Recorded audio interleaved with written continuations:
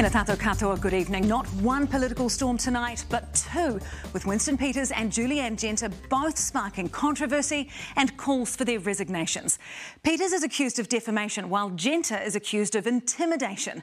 Peters is now being threatened with legal action for saying former Australian Foreign Minister Bob Carr was nothing more than a Chinese puppet, while Genter is subject to a disciplinary process for waving a book in the face of National Minister Matt Ducey in the House.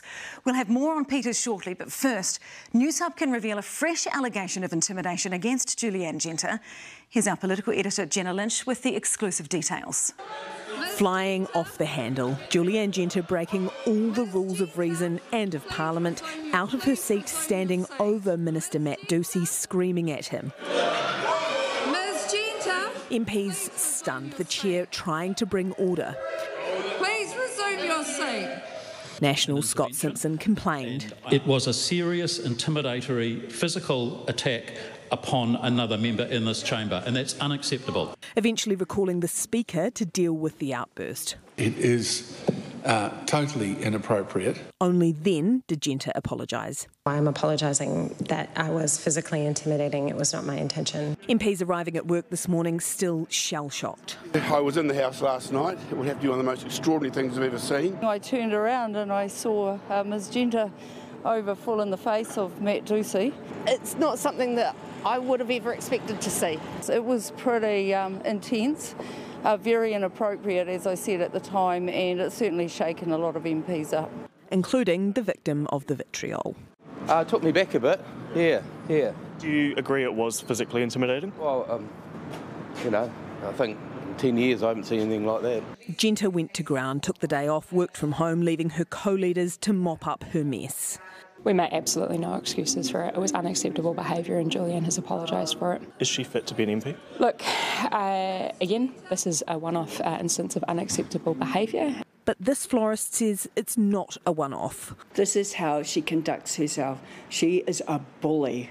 Laura Newcomb has had this shop for 30 years. Recently, a cycleway has been installed, removing car parks outside her shop. My income's been easily halved. Last week, Julianne Genter stopped by. Newcomb says the pair got into a heated exchange about Genter's advocacy for the cycleways. She was very intimidating. She pulled out her phone. She put the phone camera right in my face, and I was like, oh. I said, OK, you need to leave now. And then she started yelling and screaming over me that I didn't care about her kids cycling. Do you understand how frightening that must have been for her? I do, and I understand that Julianne did pull a phone out and video the florist. That is completely unacceptable. Newcomb felt uncomfortable about the power imbalance. I think that she should just be suspended, because even if she says sorry, she's not sorry. Because this is how she conducts herself, and it's just not acceptable. She doesn't deserve to be in Parliament. Julianne is capable of doing awesome things, and what the point is she can never behave in this way again, and we'll be making sure of that. The Greens have launched a disciplinary process to deal with both the parliamentary and now public outbursts. Well, Jenna joins us now. Kia ora, Jenna. Could Genter face punishment here?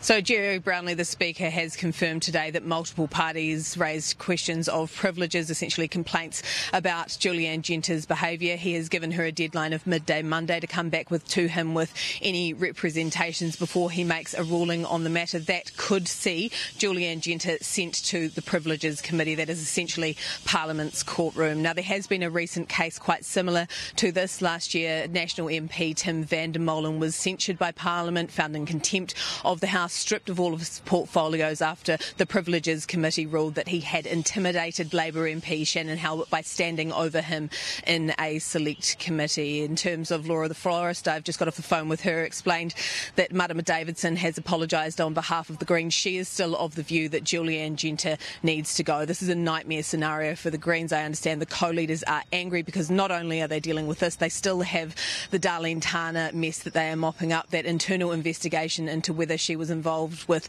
migrant exploitation is still ongoing, and now Julianne Genter has landed this in their lap. The problem with Julianne Genter, though, is she is an electorate MP, so even if the Greens come to the conclusion that they want to sack her, they want to fire her, that would mean they'd have to gear up to fight a by-election. OK, Jenna, thank you.